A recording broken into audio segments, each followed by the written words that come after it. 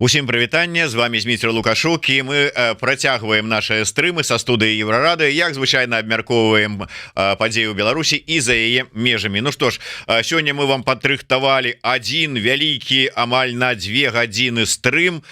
Не палохайцеся, спадарыня Роза, вам толькі гадзіна, другая гадзіна для нашага сябра блогера дарогі Валеры Руселіка. Ну так атрымалася, што мы робім гэта адным вялікім кавалкам, але вось такі вялікі стрым. Таким чынам, вот я ўжо спойлер выдаў, тому что мы зараз робім эфир, размову, аналітыку с нашай выдатнай госцей, дацэнткай, кандыдаткай гістарычных навук Розай Турарбекавай. Добрый дзень, спадарыня Роза.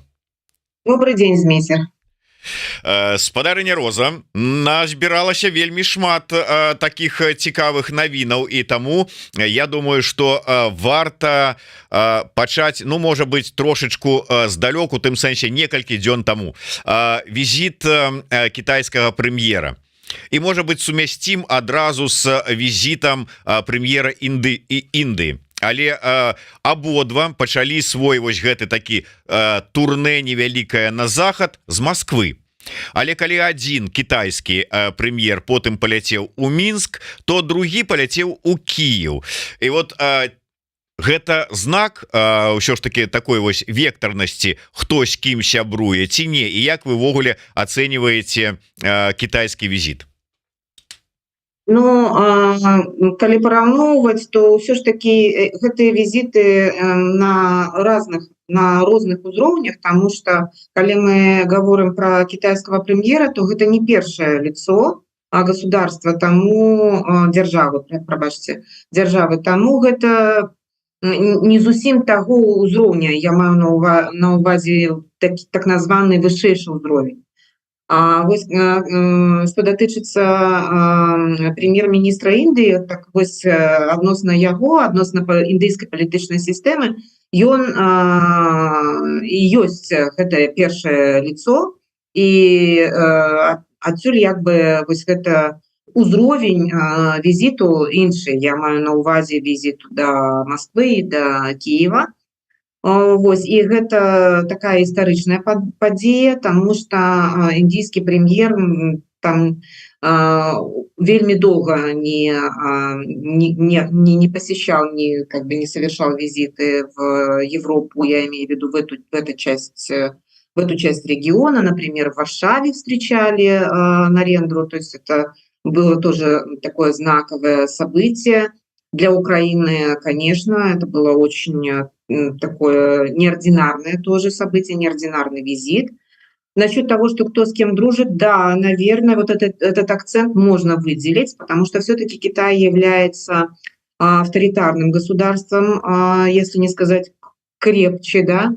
Вот. А что касается Индии, то Индия все-таки, ну, какая-никакая демократия, потому что там проводятся выборы, там межпартийная борьба, там многопартийная система, парламентская республика, Индия парламентская республика. Вот, федерация, в отличие от Китая, который является унитарным, очень жестким унитарным государством, вот, в котором автономии, они носят скорее такой, знаете, чисто формальный характер. Если, например, вспомнить, да, Синьцзянь-Уйгурский автономный район, и либо, что касается Тибета, там автономии носят чисто номинальный характер. Вот, поэтому не мудрено, что так случилось, что вот такая география визитов, извините меня, так она сильно отличается. Ну, а касаемо как бы цели визитов, ну, наверное, тоже можно. Ну так, вось давайте пачнем все ж таки з кітайскага прэм'еру. Менавіта мэта візіта можа быць прыхаваная мэта, можа быць вам, як все ж таки спецыялісту па міжнародных адносінах, лепш зразумела. То есть на паверхні, безумоўна, нам расказваюць про тое, что там нейкія там документы парагандлёвыя подпісалі, вось гэта ўсё, але насамрэч што магло яго цікавіць? Ну, надо сказать, что вот этот документ, который был подписан, договор, да, о зоне свободной торговли услугами, сейчас там не вспомню, что-то про инвестиции, вот, этот договор готовился очень давно. Я знаю, что вот в рабочую группу создавали и только начали о нем говорить в конце 19-го, в начале 20-го года. Работа над этим документом шла очень сложно. И Минск официально, да, тогда, я имею в виду до 2020 года, да, в 2020 году в частности, рассчитывал, что этот договор станет своеобразным балансиром союзному государству. Но события далее развивались совсем по другому сценарию. Режим Лукашенко попал в такую зависимость от Москвы, что был вынужден согласиться на подписание как первого пакета интеграции, имеется в виду, да, 28 дорожных карт, так и второго этапа интеграции, который вот был недавно, там полгода назад буквально, и пакет подписанный. И в этой связи этот договор с Китаем, он немножко утратил свою актуальность, но над ним продолжали работать. Целью этого договора является тоже продвижение белорусских товаров на китайский рынок, ну и китайских товаров, как известно, да, на белорусский рынок. Но, к сожалению, цифры, которые сегодня озвучиваются, они свидетельствуют о том, что договор, не договор, а все плохо. Я имею в виду, что белорусский экспорт в Китае сокращается, а китайский импорт увеличивается. Это отрицательное торговое сальдо продолжает расти.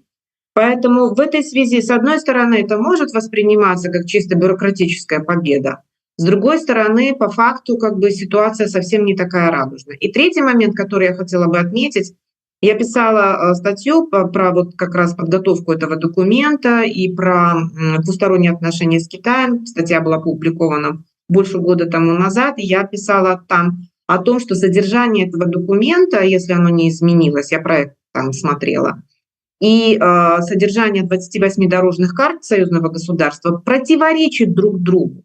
И у меня вопрос, как будет реализовываться этот договор, и если будут определенные противоречия с положениями дорожных карт, которые были как бы предусмотрены. Там есть ряд пунктов, по которым такие противоречия могут возникнуть.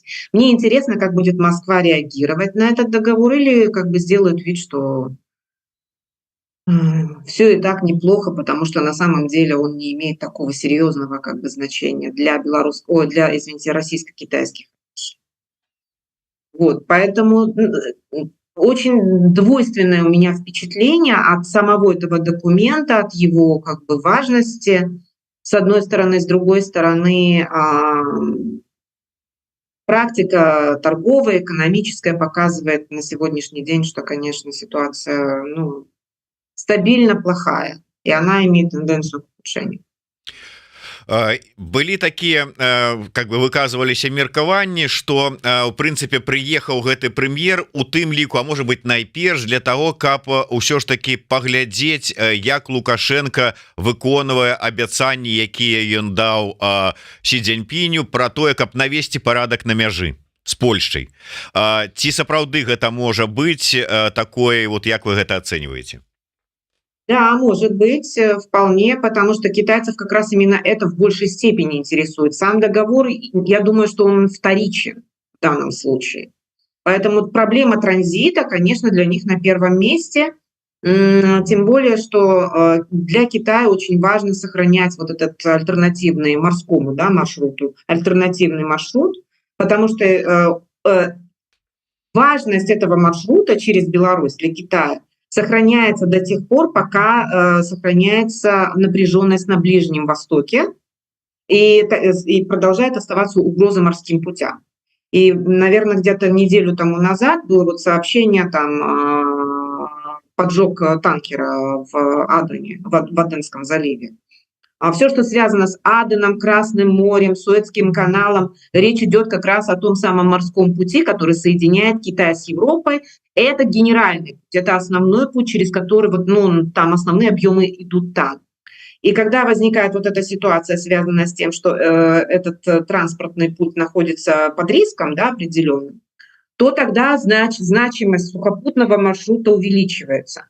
И в этой связи как бы это такая игра тоже, знаете, если Москва, например, поставляет хуситам оружие, Она поставляет не только потому, что это из вредности, там, насолить, там, на стороне Ирана выступить против там, США там, и так далее, и тому подобное. Это все, конечно, тоже имеется в виду. Но еще и плюс ко всему добавленной стоимостью является как раз именно увеличение значимости сухопутного маршрута, читай, России и Беларуси для китайской торговли.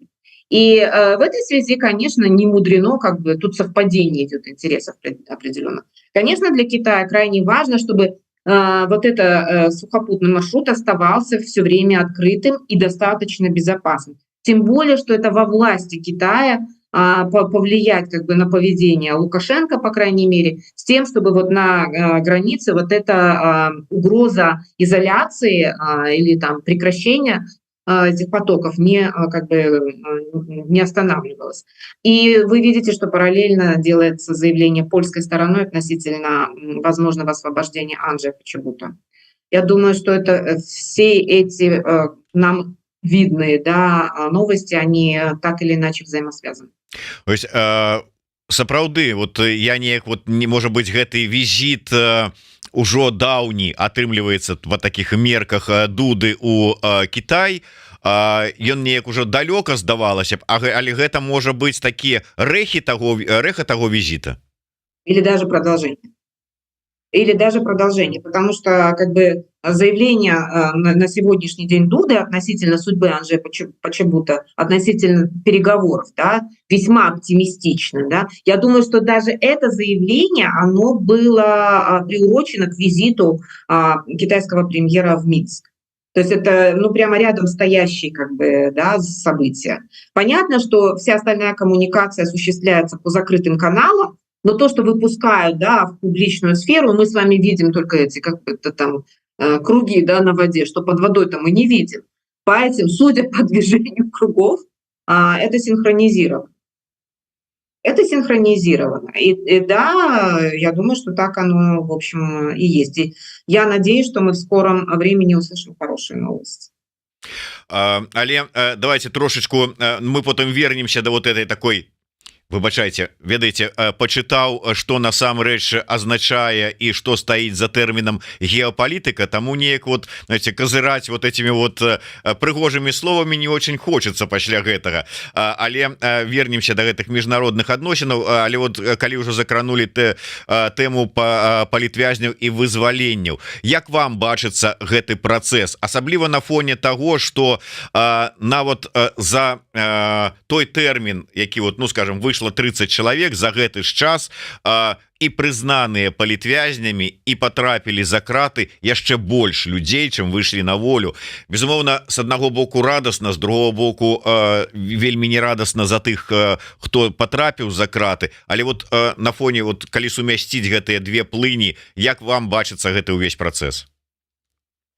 Я бы хотела сейчас сослаться на ту статью, которую вот буквально утром посмотрела. Юрий Дракохруст писал как раз об этом. И, в принципе, мне кажется, ну, мое мнение заключается как раз именно в том, что он достаточно близок к оценке того, что происходит. То есть в Минске как бы есть две противоречивые тенденции, за которыми стоят какие-то конкретные люди, которые считают, что, например, подготовка кампании 2025 должна заключаться в том, чтобы вот ослаблять, да, этот террор, ослаблять репрессии и возвращение, да, ну, какой-то очень ограниченной, да, политики диалога с Западом до 2020 года.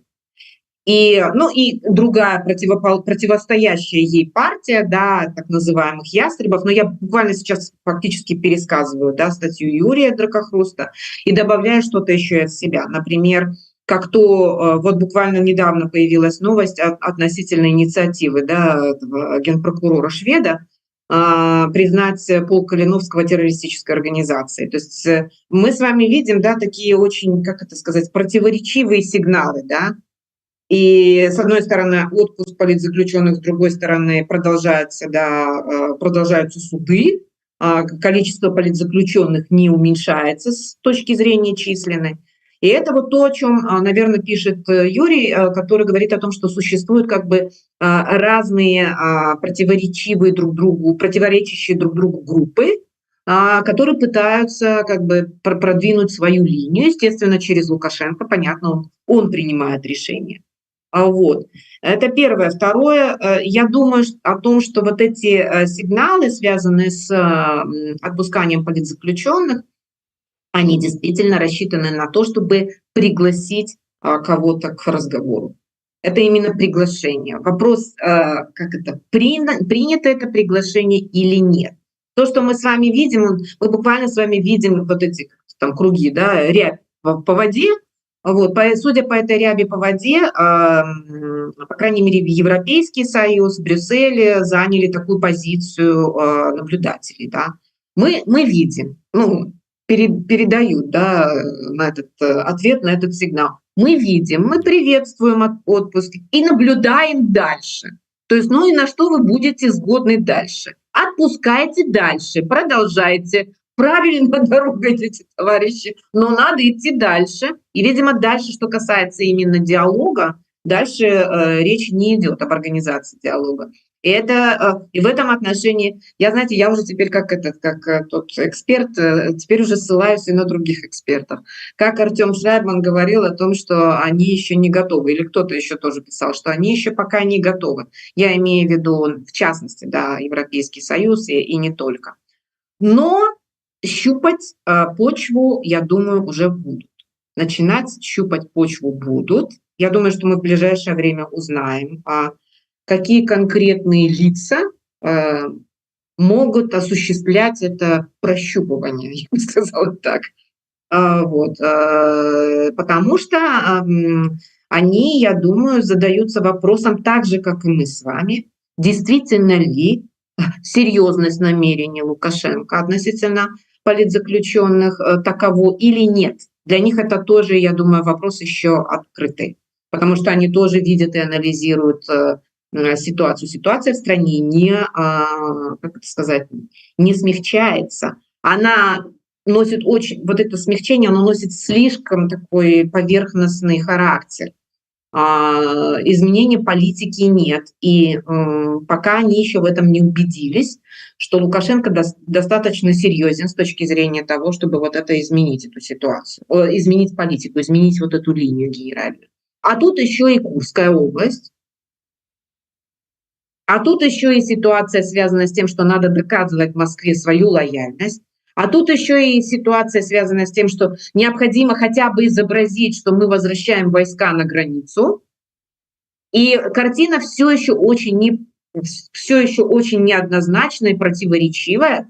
Но то, что движение какое-то есть, то, что круги по воде идут, мы видим.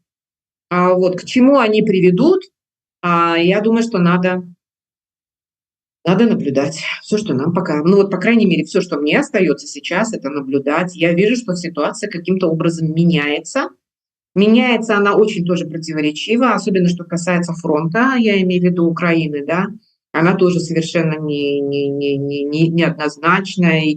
Ну и сегодня, вы же знаете, с утра была одна из самых мощных атак с воздуха на крупные города и объекты в Украине со времен, с начала войны, да. И, ну, понятно, что это помста, да, это буквально месть за Курск, но и эти самые военные действия интенсифицировались, ну, как мы видим, за последние несколько недель, они интенсифицировались, изменились и приобрели достаточно, как это, неожиданный характер. Но это я все к вопросу о Курске, да, о том, что творится в Курской области.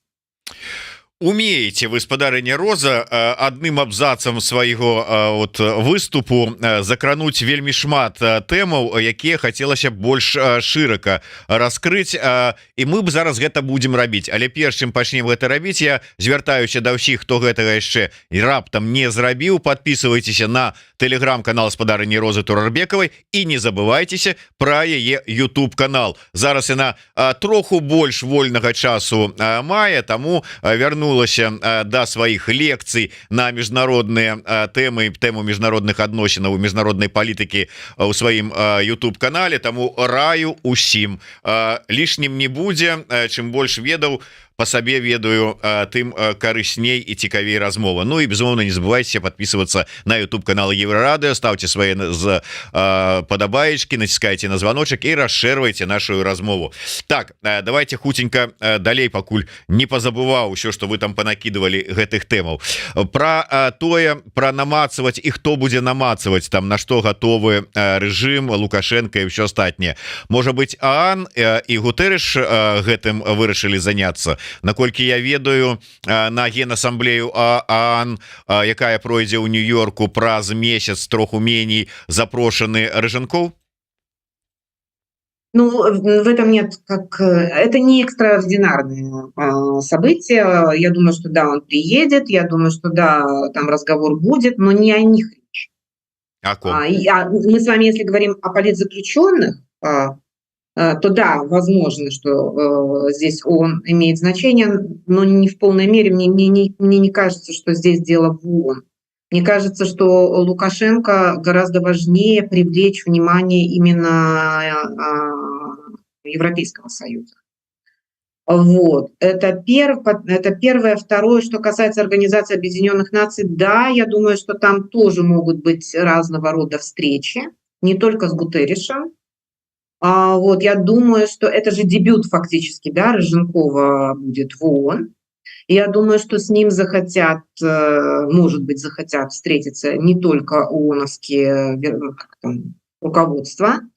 Посмотрим, что из этого выйдет. Я думаю, что там будет что-то такое интересное, если только резко не ухудшится ситуация на границе с Украиной, раз, и если только снова не начнутся массовые хапуны в Беларуси и не провалится вот этот трек, связанный с атаками на границе, гибридными атаками на границе. Если они опять интенсифицируются, то я думаю, что там, кроме Гутерриша, Гутерриш это будет максимум, на который сможет рассчитывать Рыженков. Вот. На самом деле Нью-Йорк – это же хорошая площадка для встречи не только с руководством ООН, я так думаю. Возможно, что и другие встречи будут. Возможно, я сейчас… Это опять гипотетически, мои фантазии, никоим образом спекуляции, никоим образом не принимайте это за правду. Ну так, размышляя, если вот в этом русле. Посмотреть на Рыженкова, пощупать его, я думаю, что у некоторых есть такой соблазн. Что цікава, на тую ж самую Генассамблею запрошаная і Святлана Тихановская. Вот цікава будзе паглядзець, ці атрымаецца там сустрэча і як это будзе выглядаць. Але давайте вернемся до Курска, дакладней да Украіны, яшчэ больш дакладна да беларуска-украінскай мяжы. Пасля таго, як Z-паблікі выкрылі Лукашенку, что это ён, оказывается, спецыяльна адвёў войскі, каб у Украіны войскі вызваліліся, яны змаглі напасці на Курск, ему давялося нейкім чынам хутенька доказывать сваю лояльнасць Путину, Крымлю, і як это там класік гаварыў, і ён пачаў гэтую валтузню сваю каля украінскай мяжы. То я прывяду, то я адвяду, то я пашлю, то там 8 танкаў, то там паланезы і гэтак далей, гэтак далей. Скончылася тым, что здаецца, учора вечарам ці сёння раніцай украінская МЗС апублікавала такі зварот да беларускага народа. І вот тут два цікавых моманты. По-першае, у этом звароце было такая как бы папярэджанне, что хлопцы, дзяўчаты, мы вельмі любім беларускі народ, не хочам, каб нічога там здарылася, і таму папярэджваем, што як толькі адна нага зойдзе за беларуска-украінскую мяжу, то мы ведаем, куды страляць. Усе аб'екты на тэрыторыі Беларусі і вайсковыя, і якія на вайсковыя інтарэсы працуюць, мы ведаем, і гэта ўсе будуць законныя мэты, цэлі.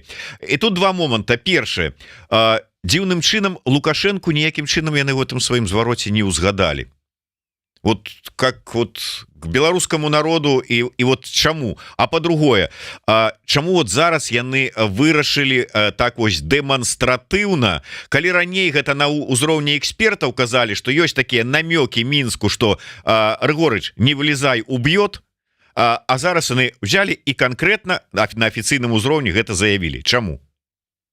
Ну, я думаю, что они ему намекают, очень прозрачно намекают на то, что они могут его и не рассматривать в качестве субъекта. Соответственно, следующий вопрос: а кого тогда они рассматривают в качестве субъекта? Я вот думаю, вот в этом и состоит этот намек. Что раз так, то мы начнем переговоры с, там, я не знаю, там, с Тихановской. Ну, они никого не упоминают конкретно. Или там будем поддерживать и как это сказать, усиливать, да, политическую значимость полка Калиновского. Это достаточно мощный аргумент. И видите, именно отсюда, по всей вероятности, Швед и вылез со своей инициативой сегодня. То есть, ну, как бы намек был понят правильно.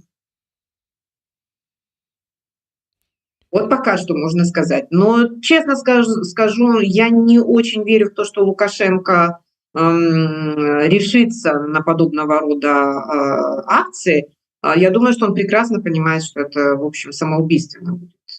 Так вось у тым-то ўся і рэч, усе ўсё выдатна разумеюць, і Лукашенко разумее, што як толькі ён туды дзёрнецца со сваімі там некалькімі тысячамі этих ССОшнікаў ці там амапаўцаў, якія вырашаць, што яны не толькі бабушак і студэнтаў могуць на мітынгу лупіць, але там гэтым бандераўцам пакажуць сейчас, какие яны малайцы, что ён туды лепей ему не лезці. Украінцы разумеюць, что ён гэта ведае і не полезе. Навошта тады ў такім выпадку гэта вот, ну, как бы такі дэманстратыўная зварот, заява, папярэджання?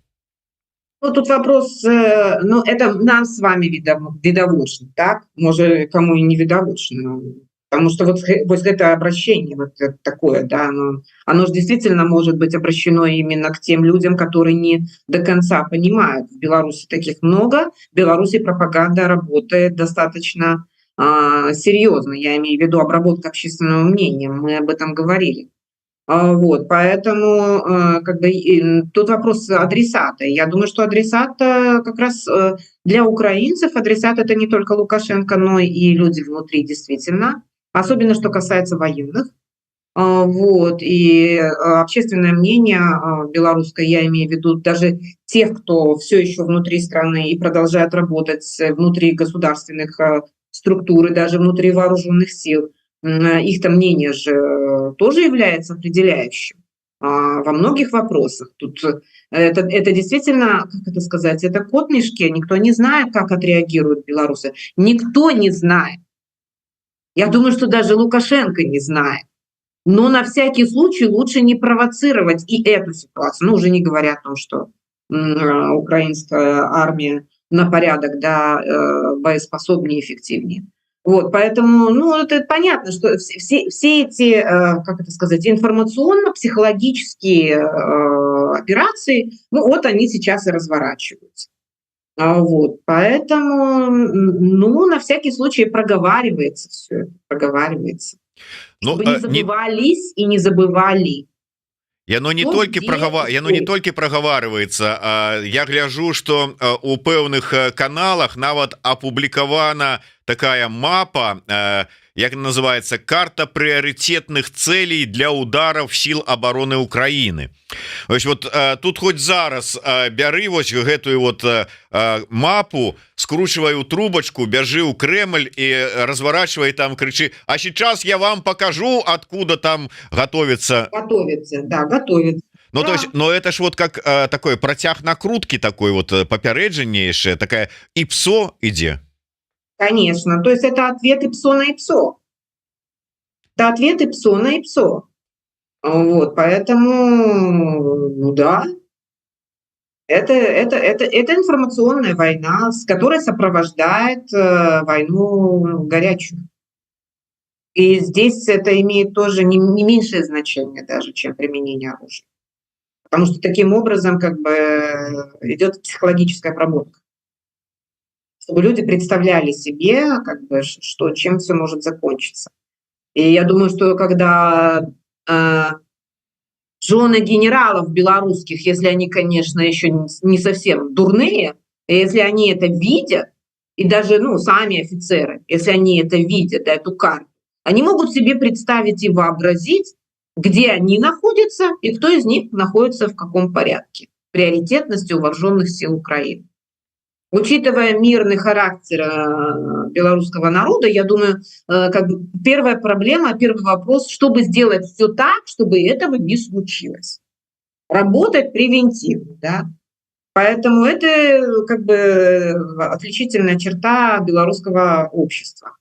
И сделать все. Что значит сделать все? Ну, как бы не провоцировать дурака или там, не провоцировать агрессора. Это же первое, как бы, первое, что внушается еще с детства.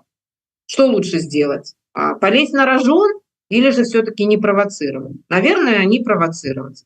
Вот, поэтому я думаю, что украинская пропаганда, украинские информационные ресурсы прекрасно это знают, и они провели эту информационно-психологическую операцию абсолютно сознательно. Ну да, ну спадзяемся ўсё ж таки, что нічога не здарыцца, сапраўды не прымусяць, але тая же самая узгаданыя нами вот это Z-каналы расійскія вельмі так узбудзіліся ізноўку пазаўчора пасля таго, як Лукашенко павіншаваў украінскі народ з днём незалежнасці. І как же ж так? Он опять очерговый нож в спину российскому народу утыркнул. Он как бы вот говорить про нечто там мирные некие там урегулирования, сяброўские адносины с украинским народом, а тут же ж война, тут же ж все остатнее. Як думаете, у лукашенковской пропаганды атрымаецца отбить у зетников своего-то этого самого вожака стаи? Ну, белорусская пропаганда не обладает таким влиянием, чтобы прямо отбивать. Но думаю, что да, будут ссылаться на то, что делал Лукашенко, на то, что он заявлял во время вот этого большого интервью, да, каналу российскому, этому пропагандисту. Попов, по-моему, да, его фамилия. Вот. Будут на это ссылаться, будут еще на что-то ссылаться, будут рассказывать о том, что мы отделяем народ от режима. Тоже прием вам известный. Вот. Ну, конечно, что тут еще скажешь? Вот как-то там искусство лавирования между струек, оно, конечно, оно не всегда искусство. Оно иногда просто бывает похоже на самодеятельность. Да? Вот, мне кажется, в данном случае как бы самодеятельность Лукашенко, она становится очевидна настолько всем, что просто люди удивляются вот этому цинизму, да, и этой двуличности буквально. Но, тем не менее, видите, он продолжает. Я думаю, что убежден в эффективности того, что, с одной стороны, он поздравляет украинский народ, с другой стороны, он оскорбляет украинский народ. Вот в этом интервью, в частности, позволил себе такие безобразия откровенные. Я имею в виду его оценку, да, украинского общества, в частности, украинских женщин. Вот я не знаю, как это можно глотать. Это невозможно проглотить. Я думаю, украинцы это все вспоминают. Но они тоже вынуждены сейчас действовать, исходя из тех стратегических интересов, которые перед ними стоят. Вот они его то пугают, то еще что-то, вот карты публикуют, куда будут наносить удары. Ну, это, конечно, все шутки шутками, это все информационно-психологическая операция, но представить себе, что такое возможно, конечно, это очень нехорошо. Это, ну, как бы, а что если правда это произойдет? І тут можа быць просто до того, что война, а раптам у кого-нибудь нервы не вытрымаюць. Чарговае іпсо там пайшло, что, скажем, там паведамленне ў якім-нибудь канале, что полетели ракеты, умоўна кажучы, з тэрыторыі Беларусі, у якога-нибудь хлопчыка нервы не вытрымаюць і націсне сваю кнопочку на украінскім баку, я маю на увазе. Но я не думаю, чтобы до такой степени была ситуация накаленная, неуправляемая, тем более, что, насколько мы с вами знаем, на самом деле на границе ничего серьезного не происходит.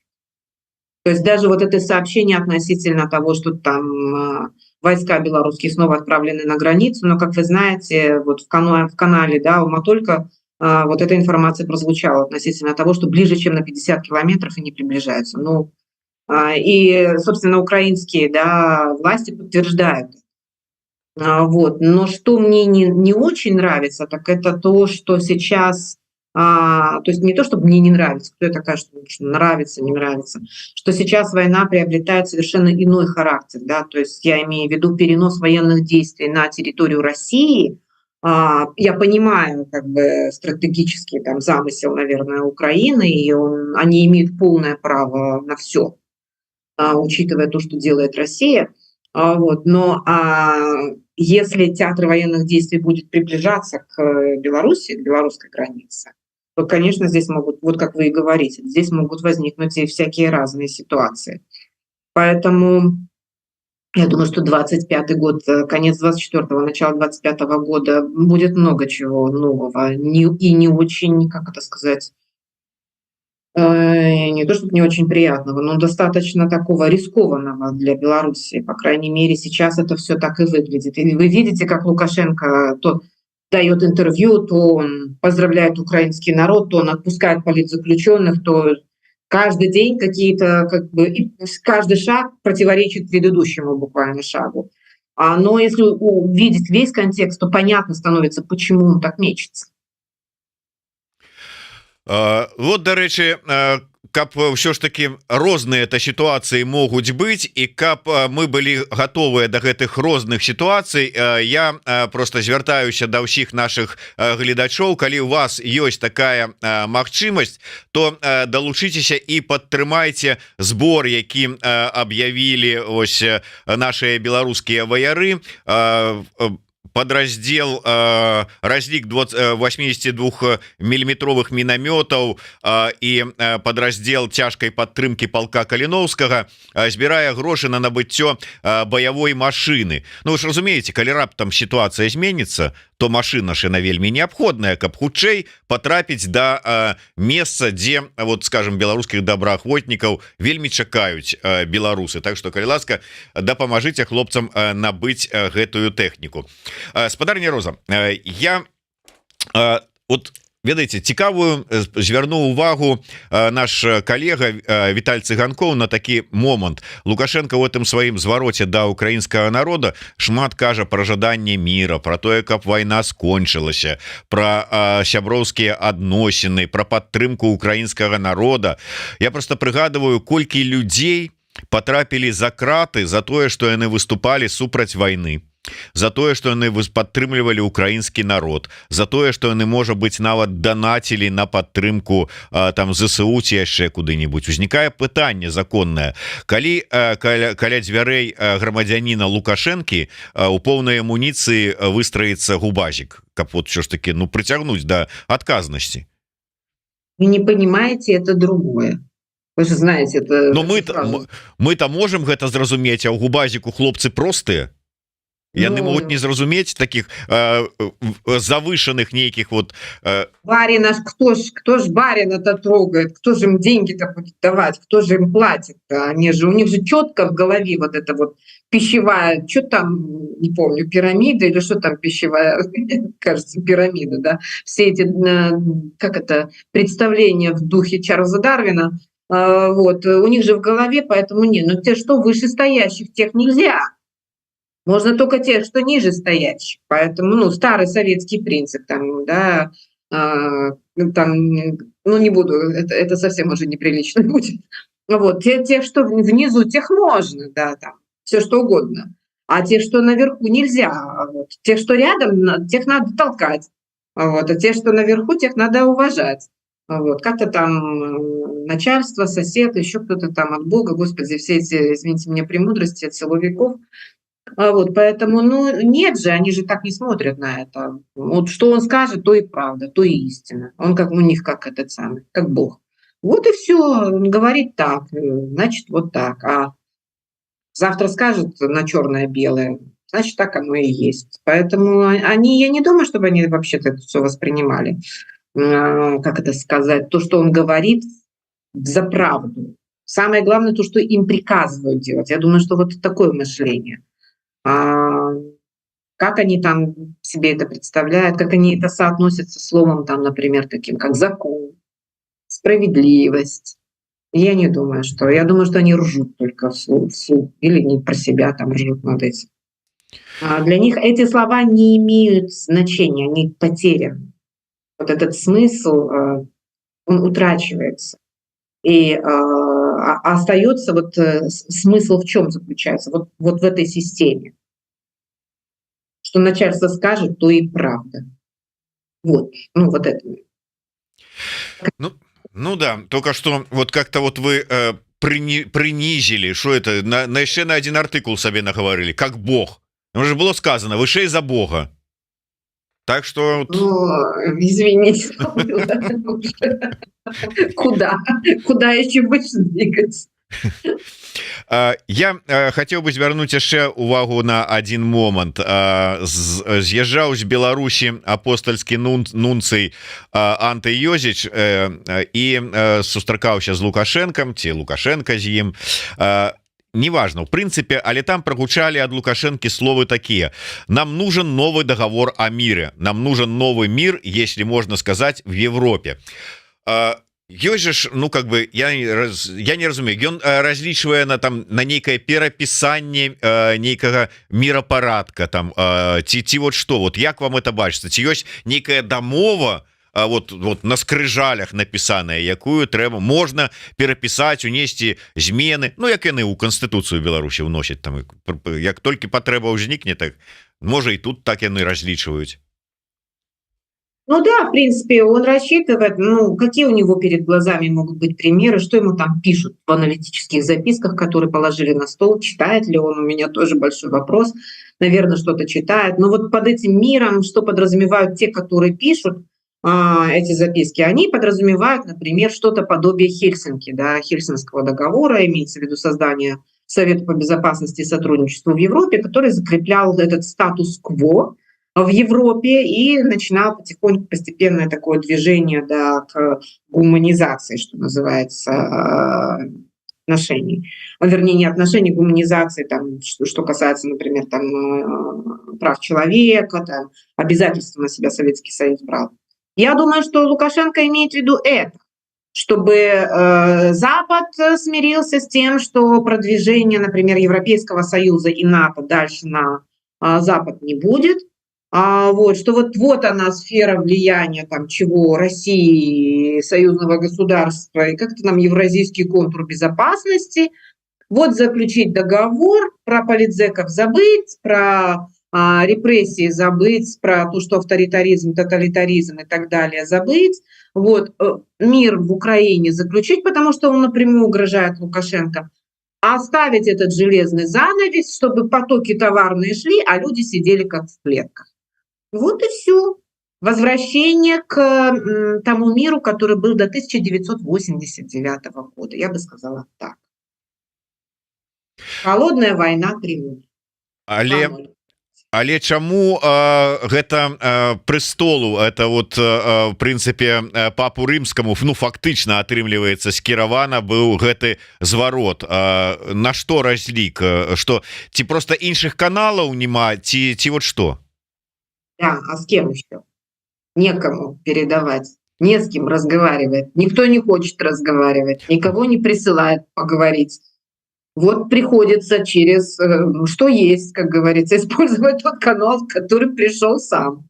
Вот. Ну, плюс ко всему, конечно, что Папа Римский, он обладает достаточно серьезным авторитетом, и позиция Папы Римского и Римского престола, господи, Священного престола в вопросах установления войны, извините меня, мира и прекращения войны в Украине известная, которая, кстати говоря, критиковалась, в том числе и Киевом.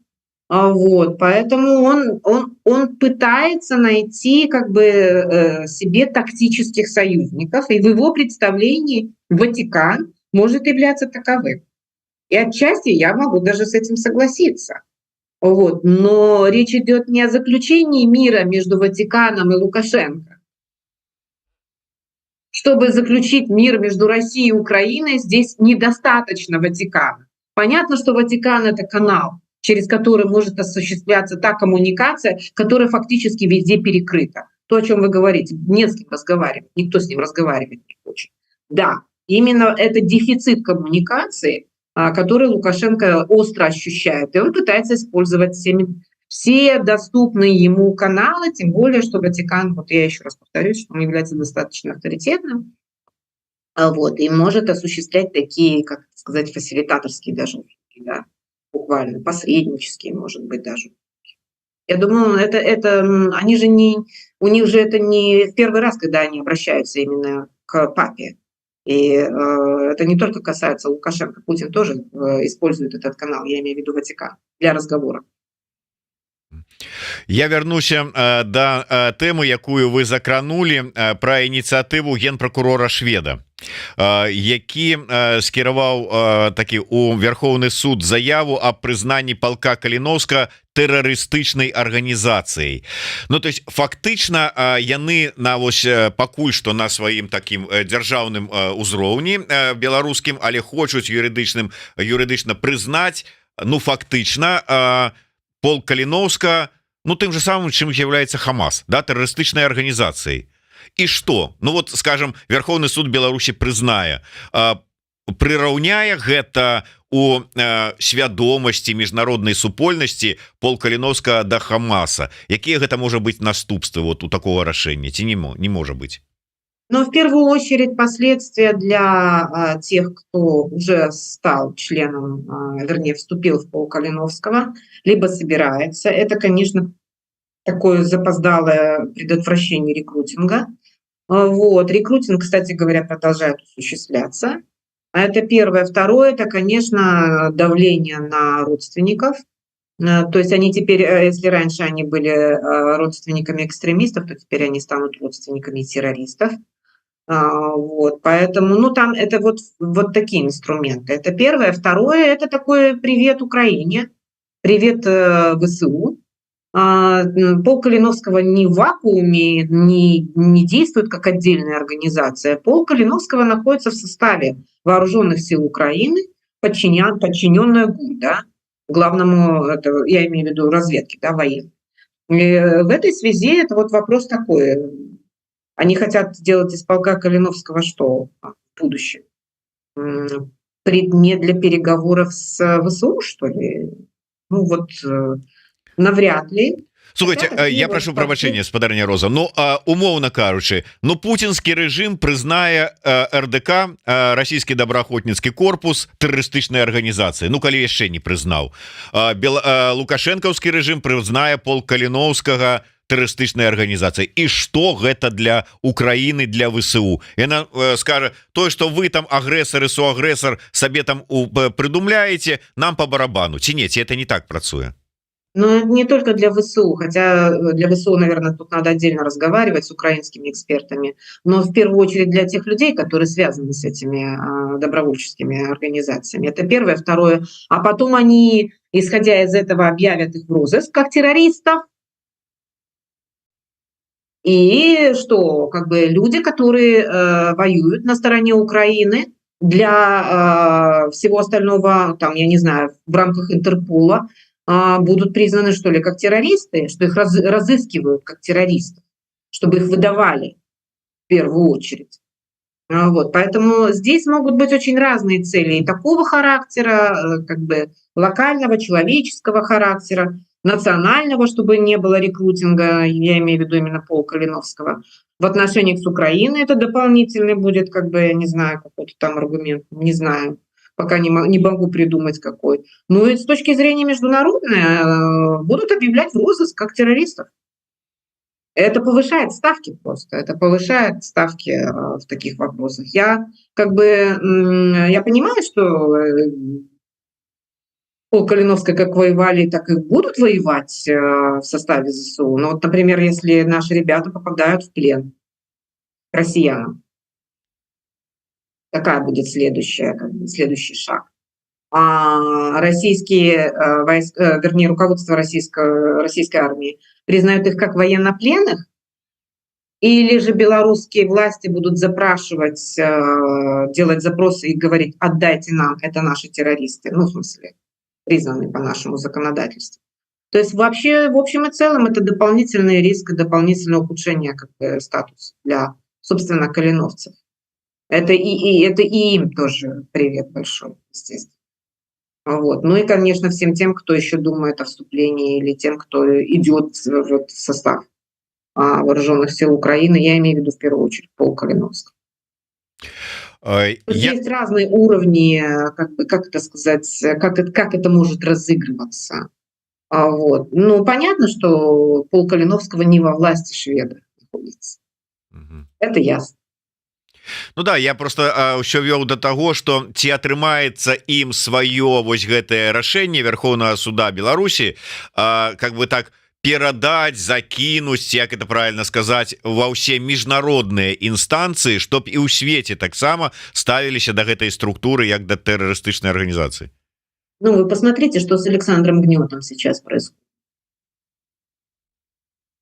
Смотря где кто окажется по географии, понимаете? Это первое. Второе, в рамках союзного государства такое решение будет признано общим. Соответственно, вот я же говорю, вот как к ним будут относиться, если их возьмут в плен? Как к военнопленным, украинским военнопленным? Или как к террористам московским? Это как бы, с моей точки зрения, здесь надо думать. Добра, ну і на завяршэнне мы так зрабілі кола і вернемся ізноўку да Китая індыйскіх адносінаў. Дакладней, вот гэтая ўся сітуацыя, маршрут прэм'ера кітайскага і прэм'ера індыйскага, про які мы зараз гаварылі, сведчыць пра ўсё ж таки пра іх пазіцыю, іх стаўленне да вайны, на чым баку яны будуць, якой пазіцыі яны будуць прытрымлівацца. Думаю, что да. Индия все-таки представляется более нейтральной страной, тем более, что известно на саммитах премьер-министр Индии достаточно резко оценивал участие России в войне, как не надо было начинать войну. Вот. Китай такие формулировки, китайское руководство такие формулировки не использовало, максимально избегая вот такого рода оценочных суждений вслух публичных. Индийский премьер все-таки нет, он этим не отличался, он напротив, как бы не то что был резким критиком, но, в общем, за словом в карман он не лез. Вот, поэтому он представляется более нейтральным. И я хочу еще добавить, что между Китаем и Индией традиционно идет соперничество в Азии. А вот Индия традиционно считала, вернее, индийское руководство традиционно считало несправедливым решение относительно того, что Китаю можно, да, обладать оружием, а Индии нет. Индия сейчас обладает ядерным оружием, но как бы официально она не входит в состав Совета Безопасности ООН в качестве постоянного члена. Я думаю, что сейчас индийский премьер, он пытается перехватить инициативу у Китая с точки зрения вот, знаете, китайский мирный план. Теперь появится, я думаю, индийский мирный план или что-то в этом роде. А вот у Индии это как раз-таки, как это сказать, шансов больше, потому что она является более равноудаленной от этих сторон, да, конфликтующих, нежели чем Китай. Вот. И индийского премьера гораздо более, как это сказать, радушно принимали. А Си Цзиньпин же не приезжал в Варшаву, и уж тем более в Киев. Вот, поэтому, ну, такая интересная, с моей точки зрения, диспозиция. Вот. Что из этого выйдет, я не знаю. Но интересно, что обе страны являются страны крупные, два гиганта, азиатских гиганта. Как известно, что Азия не была вовлечена в этот конфликт ни на ту, ни на другую сторону, или, ну, за исключением там, Северной Кореи, Ирана, там все, про остальных говорить нечего. Да? Всем остальным, в общем и целом, все равно, они страдают от этих санкций, все время они находятся под прессом вторичных санкций и так далее и тому подобное. И в общем и в целом в Азии как бы есть такое, наверное, общий как бы стрим, общее формируется мнение относительно того, что эту войну пора прекращать. Вот. И вот эту войну пора прекращать, потому что санкции, вторичные санкции всем мешают уже, доставляют неприятности. Вот с этим посылом, возможно, премьер-министр Индии и приехал. И я думаю, что в общем и целом его вот этот посыл, он является более или менее нейтральным по сравнению, например, с Китаем. Поэтому, может быть, посмотрим, что он будет предлагать. Я не знаю. Навряд ли он просто так ездил покрасоваться там, не знаю, рядом с Зеленским или еще где-то, или рядом с Путиным. Но вот там лавры миротворца не дают спать, наверное. Думаю, ему. Посмотрим, что дальше будет. Тут же ж Лукашенко ж усе лаўры сабраў, куды міратворчыя асабліва, куды кому там усе месцы занятыя. Есть еще Орбан, он тоже себя считал миротворцем. Но из них, из всех, да, из всех кандидатур на роль миротворца, я бы сказала, что у индийского премьера наиболее сильные позиции. Ну все, можна сказаць, паставілі крыж на беларуска-індыйскіх адносінах пасля гэтага. Не думаю. Я думаю, что Лукашенко, ну, будет делать все для того, чтобы рост товарооборота все-таки был. Индия же наш крупнейший, как это, потребитель, один из крупнейших потребителей калия. Вот. Но ситуацию тоже здесь испортили там всякие канадцы, русские со своим Уралкалием. Вот. Так что не знаю, ну, может быть, приревнует позицию миротворца. Дзякуй вялікі. На жаль, трэба завяршаць нашу размову са спадарняй Розай Турарбекавай. Хоць заўсёды цікава і здавалася б, гадзіна пролятае незаўважна, но але хутка ўбачымся. Але для тых, хто хоча часцей, чым раз на тыдзень слухаць і чытаць спадарню Розу, яшчэ раз раю подпісацца на яе телеграм-канал. Спасылачка будзе ў нас у каментатарскай, і таксама на яе YouTube канал. Заходзьце. Вось, дарэчы, спадарня Роза, патлумачце людзям, што такое геапалітыка. Для мяне гэта было адкрыццё, хоць даўно карыстаемся, і гэты, наколькі я разумею, тэрмін ўсё ж таки з канца 19 стагоддзя ёсць у абіходзе, але што за ім хаваецца, не адразу відавочна. Дарэчы, вы ведаеце, што вот для мяне стала адкрыццём апошнім часам у России каля 100 вот універсітэтаў, дзе вот ёсць факультэты ФМО, закрыліся, і там зараз вывучаюць геапалітыку. Геополитика – это фашистская наука. Вот так вот. Так вот, Да. Если коротко. больше ніколі не гаварыце это слово. Это коротко. Дзякуй вялікі. Мы працягваем наш стрым. Далей у нас будзе Валерый Руселік, больш вядомы як блогер Дарога. Толькі што вярнуўся з Гімалаяў, прывёз вам рознага цікавага, пра што зараз і раскажа. Таму не адыходзьце, не адключайцеся, гэты стрым працягваецца. Валера стаіць вот там, зараз ён зойдзе ў студыю. Да сустрэчы. Дзякуй вялікі, спадарыня Роза. Жыве Беларусь. Валерию привет. Живи вечно.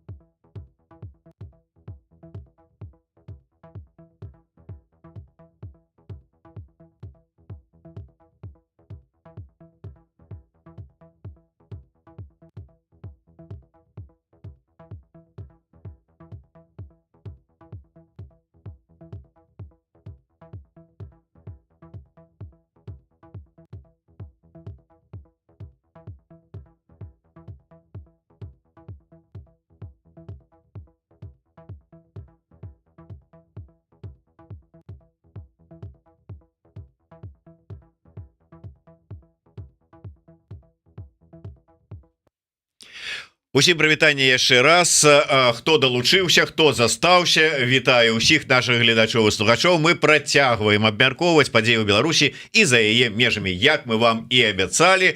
Адразу за Розай Турарбекавай да нас, ну амаль што з Гімалаяў адразу у студыю Валер Руселік, больш вядомы як блогер «Дарога». Ну і хто раптам не ведае, то адразу ёсць у нас спасылачка, зайдзіце, ёсць, подпішыцеся на аўтарскі праект «Дарогі» на яго YouTube канал. Ну і не ведаю, я раней рэкламаваў цябе як сувядоўцу і твайго праекта «Хрусі пополам».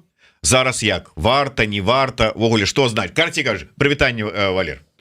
Прывітанне, Зміцер, і вітаю усіх гледачоў, глядачак. Ну, варта.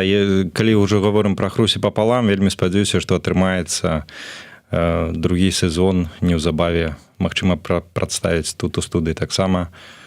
Ну, трымаем пальцы. Разлічваем, што вернецца Валер разам са праектам «Хрусі пополам». Скажы мне, «Хрусі пополам» ёсць, «Дарога» ёсць, «Чорна-белая» ёсць. Ён замест таго, каб развіваць і прасоўваць свае гэтыя шматлікія YouTube праекты, сабраўся і сваліў Гімалаі. Што это за адносіны да працы сваёй блогерскай? Ты яшчэ забыў TikTok канал «Вытокі». Учора, дарэчы, 200-й выпуск апублікаваў, маленечкі юбілей. Да, наконт зваліў, ну, я падарожнічаў усё сваё свядомае жыццё, і таму папросту працягнуў, была невялікая паўза, апошнія гады не вельмі атрымлівалася, і вось нарэшце вырваўся. Вось, раней гэта не замінала сумяшчаць, таму я не бачу тут праблемы.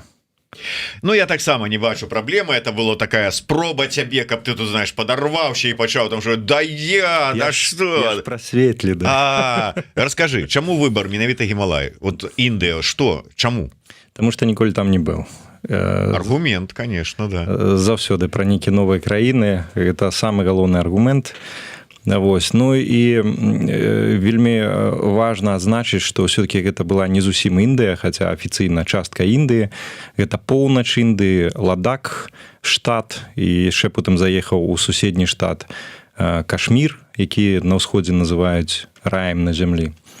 Дык вось, гэта, Ладак называюць малым Тыбетам, і ён больш падобны на Тыбет. Ён не падобны на астатнюю Індыю ані кліматам, ані людзьмі, ані прыродай. Там зусім іншае. І таму я нават так не сказаў, што я так у Індыю паехаў. Паехаў у Гімалаі. Ну а так, увогуле, якія эмоцыі, якія ўражанні? І гэта сапраўды рай на зямлі? Кашмір, калі браць. Ладак больш рай. Спадарня Роза, магчыма, са мной бы паспрачалася. Вось, мы з ёй якраз ліставаліся, пакуль я быў там. Мне Ладак больш спадабаўся, асабліва часткі, дзе жывуць кампактна тыбетцы, буддысты. Мне там вельмі спадабалася. Але пры гэтым хачу сказаць, што жыццё там дастаткова цяжкае. І лёгка туды прыязджаць са свежымі эмоцыямі, як турыст, як падарожнік. Наколькі там лёгка жыць, я б не сказаў. Гэта трэба там нарадзіцца. Ну і тады я паўтару проста старую ісціну, што рай на зямлі гэта дзе ты нарадзіўся, дзе ты спатрэбіўся. Ось, таму для кагосьці, напэўна, гэта рай. Ну, часам бывае, ведаеш, як там няма прарока на сваёй бацькаўшчыне, так нарадзіцца мог у адным месцы, а спатрэбіцца ў іншым. Жыццё не чорна-белае, і таксама здараецца, на вялікі жаль. Але вось я пра што хацеў сказаць, калі падарожнічаеш, ўсё больш разумееш, наколькі меў рацыю Левон Вольскі, калі спяваў і спявае, каб любіць Беларусь, нашу мілую маму, трэба ў розных краях пабываць. Вось на гэтым кантрасце, калі ты бачыш, як жывуць іншыя людзі, ну, па-першае, трапіць туды, дзе жывуць горш, чым у цябе на радзімыя, вельмі лёгка, таму што большая частка чалавецтва жыве горш, чым мы нават з нашай дыктатурай. Вось ужо на гэтым кантрасце можна так больш любіць сваю мілую маму радзіму. Ну і плюс трошки больш разумееш ввогуле як людзі жывуць, трошки больш разумееш самога сябе. Я кожнае падарожжа называю такім падарожжам унутр самога сябе. Это калі размаўляеш сам з сабой, пераацэньваеш нейкія каштоўнасці, нейкія вартасці свае, і гэта вельмі дапамагае, калі ты вяртаешся наноў зірнуць на твою зямлю, дзе ты ў дадзены момант знаходзішся, дзе ты нарадзіўся, куды імкнешся. Гэта вельмі дапамагае, такая перазагрузка. А як, дарэчы, адтуль, калі ты ўжо вельмі далёка і геаграфічна, і так над зямлёй уже ў горы ўзняўся, тут іншая культура, іншыя ўражанні, як успрымаюцца вот гэтыя падзеі, якія у тым месцы, адкуль ты прыехаў? От вайна, от дыктатура, яно дзесьці там у прыдгор'ях і застаецца, ці вот як это яно працуе? Гэта залежыць ад моманту, у якім ты знаходзішся. Былі моманты, калі я некалькі разоў ледзь не загінуў у часе гэта падарожжа, і тады не думаецца зусім ані пра вайну, ані пра дыктатуру, ані пра каардынацыйную раду, ані пра ўсе гэтыя спрэчкі і так далей. Вот зараз гледзячы наш твой прыхільнік Грыша Азаронак там ще... Да как же ж так? Про Грышу нагул ні разу не думаў, і не толькі там, але і тут. Я про тое, што ледзь не загінуў. І вось, але у моманты, калі трошки вось гэта небяспека сыходзіць, і ты так можаш трошки разняволіцца, то магчыма для такого псіхалагічна пераключэння згадваеш нейкія знаёмыя табе рэчы, і вось хачу табе камплімент сказаць, што там пасля вось гэтых выпрабаванняў, калі трошки адпускала, то я згадваў Еўрарадыё і твае стрымы, і нават цябе парадыраваў, казаў: ну, а цяпер уключаем Еўрарадыё, вітаю спадарства, ў студыі Зміцер Лукашук. Трошки так жартаваў у твой бок, але ну вось што згадвалася з беларускіх медыа, журналістыкі, гэта толькі твае стрымы. Не, ну то, что я как бы твой анёл-целаахоўнік, это зразумела, але слухай, вот ты казаў, калі я не памыляюся, перад тым як туды паехаў, што я вот как бы і ў пошуках, у тым ліку там нейкіх новых тэм, там чакайце, нешта і адтуль будзе. То есть ты поехал за тэмамі, ты поехал у тым ліку, ты поехал за тым, каб нешта знайсці нейкі паварот у сваіх далейшых дзеяннях. Вядома ж, і я хочу паспрабаваць сябе у ролі, у якой давно хацеў сябе паспрабаваць, як трэвел-блогер, дарога, як бы абавязвае сам псеўданім.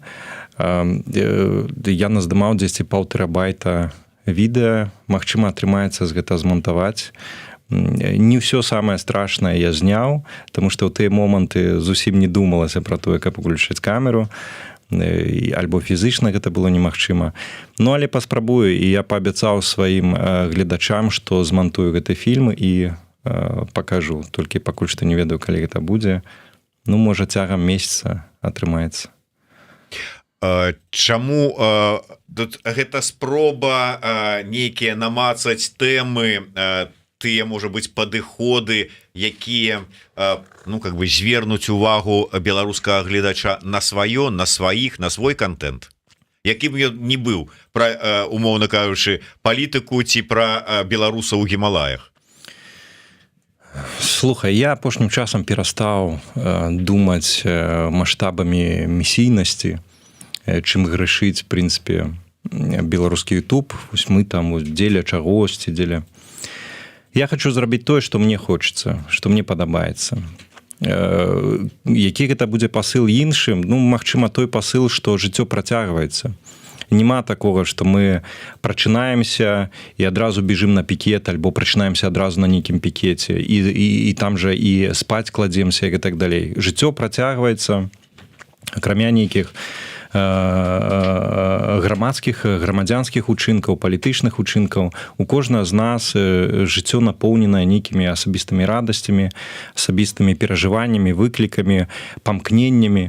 І гэта абсалютная праўда, і тут няма чаго саромецца гэта. Жыць трэба працягваць, нягледзячы на тое, што нашыя блізкія, нашыя знаёмыя, адзінадумцы, да прыкладу, сядзяць у турме, нягледзячы на тое, што кагосьці забілі. Як прыклад, я хачу прывесці ўкраіну, дзе жаўнеры, нават седзячы ў акопах, яны таксама святкуюць, адзначаюць нейкія святы, бо вось гэтае чалавечае, жывое, яно важная для кожнага з нас. І мне здаецца, не варта саромецца таго, што вы пайшлі дзесьці на нейкі канцэрт, альбо паехалі ў нейкую паездку, куды вам даўно хацелася, альбо вы правялі вечар з тымі, з кім вам хацелася правесці, замест самых такіх палымяных палітычных прамоваў альбо ўдзелу ў нейкіх там палітычных канферэнцыях. Не трэба саромецца жыць і заставацца людзьмі, і калі мы перастанем быць няшчырыя самімі з сабой, бо як это мы ж на паказ павінны ўсе быць такімі суперзмагарамі, хаця дзесьці там цішком нам можа хочацца чагосьці іншага.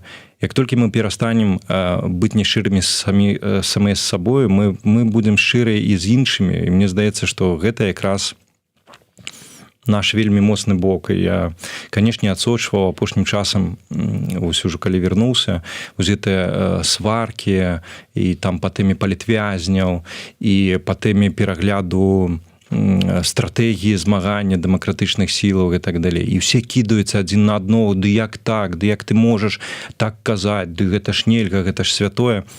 Паслухайце, кожны можа думаць як заўгодна. Тут няма ніякай праблемы, што нашы думкі не супадаюць. Праблема ў тым, што мы часцяком не можам слухаць адзін аднога.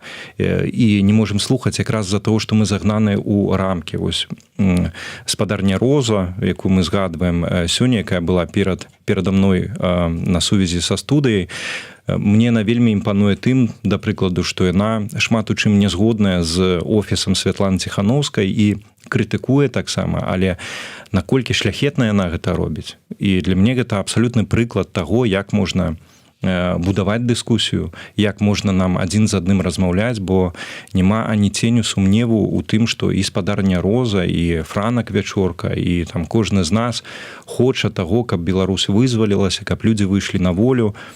Ну так давайте размаўляць, давайте паважаць адзін аднога. Мне вось спадарня Роза ў гэтым пляне, канешне, вельмі файны прыклад. Таму і ёй прывітанне таксама. О, так бачыце, праз эфір Еўрарадыё спачатку спадарыня Роза вось дарозе перадала прывітанне, зараз Валера туды аддзячыў, так бы мовіць, говорит, і вам дзякуй за ваш дзякуй. Валер, вот цікавы момант, ты сказаў, хочется рабіць тое, што самому хочется рабіць. І я подумал, а можа быть у гэтым как бы і такі, я не ведаю, рэцэпт, як трэба прыцягнуць да сябе ўвагу, калі ты не спрабуеш дагнаць, спадабацца, некае у тренды ўліцца, а просто робіш тое, што табе цікава, што табе самому падабаецца, яно как-то і людзям тады цікавей. Памятаеш, мы з табой нашу папярэднюю сустрэчу акурат такі прысвяцілі ўсю размову такую, як беларускаму Ютубу перацягнуць беларускага гледача ад рускіх ютубераў, блогераў. А можа не трэба нікому перацягваць, рабі, што табе цікава, не спрабуй арыентавацца, і яно само как бы перацягнецца. Ці можа наадварот, не перацягнецца і не перацягнецца, кожны выбірае па сабе. Я думаю, што калі адзінага такого рэцэпта, каму што рабіць, не існуе, але все-таки, мне здаецца, ёсць важная рэч, якой варта трымацца ўсім, гэта быць шчырымі з сабой, са сваімі гледачамі, калі мы гаворым пра YouTube. Шчырасць падкупляе, шчырасць прываблівае. І калі чалавек думае найперш не пра тое, напрыклад, колькі будзе праглядаў, бо гэта самае важнае, да прыкладу, таму што трэба пісаць справаздачу, альбо трэба пісаць заявку на грант, каб вот гэтыя донары, каб хоць хтосьці адгукнуўся, што мне такія ахопы. І вось, а хто да цябе прыйдзе? хто да цябе прыйдзе быць статыстам на тваіх праглядах? Ідзі купі ботаў, ідзі купі сабе прагляды і будуць табе для статыстыкі. А калі ты бачыш, што чалавек займаецца тым, што яму сапраўды цікавае, і гэта, дарэчы, адна з асноўных рэкамендацый увогуле да блогераў, хто хоча чымсьці заняцца і вось задаецца пытаннем, чым заняцца. Займайся тым, што табе хочацца рабіць і у чым ты цяміш, што ты разумееш, што ты ведаеш і кайфуеш ад гэта. І твой кайф, ён абавязкова перадасца іншым. А ўжо якая гэта тэматыка, гэта не так істотна. Ці гэта будзе палітыка, як, да прыкладу, у цябе, ці гэта будзе хімія па-беларуску, ці гэта будзе беларушчына, ці гэта будуць падарожжы, гэта не так істотна. Вось. І наконт місійнасці яшчэ хацеў сказаць, мы можам стварыць у Ютубе запаведнік беларускай місійнасці, дзе ўсе будуць уваходзіць з партрэтам Зянона Пазняка і пароль будзе «Жыве Беларусь», і толькі так можна будзе ўвайсці. Але тады не трэба будзе здзіўляцца, што абсалютна большасць людзей, хто хоча папросту зайсці ў Ютуб і паглядзець што-небудзь цікавенькае, яны будуць праходзіць міма. Ось. Калі мы будзем рабіць тое, што цікава нам, шчыра гэта рабіць, то і людзі падцягнуцца.